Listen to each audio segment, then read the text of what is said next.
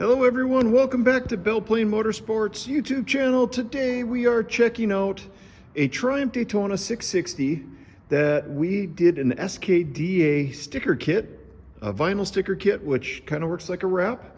So it was our first attempt at doing one of the sticker kits. We are now an SKDA dealer, so we can get all the different kits for you. They do make them for a couple other Triumph bikes and a bunch of other brands as well. They do make them for the TF250s. So if you've been watching the Supercross and you've been seeing the graphics kits that they've been having on their dirt bikes, that's who does those sticker kits. This is one of the chrome kits. We chose the red bike because this kit because of the red bike. That way there's a couple spots where the red comes through from the original paint and it just really blends in very well with the kit.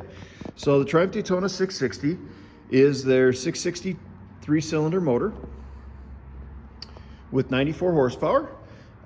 It goes head to head with the Yamaha R7, but this kit really makes this bike stand out. It wasn't terribly hard to put on, but you definitely want to have a heat gun with you. It makes applying the different stickers throughout the bike a lot easier, especially if there's bends or anything like that. It makes those vinyl stickers much more workable. Took us roughly 3 hours to put the kit on, which we didn't think was too bad. I was told by someone that the first time they put a kit on, it took them 4 hours, so I thought we were doing pretty good. Probably could do it in around 2 now that I know what I'm doing and have done one. And that's the way a lot of this stuff always works, that when you do something the first time, it takes twice as long as it would take you to do it the second time, just because there's a learning curve. So let me know what you think. I think it turned out pretty darn sharp. And the sticker kit, I believe, if memory serves me, ran about $400.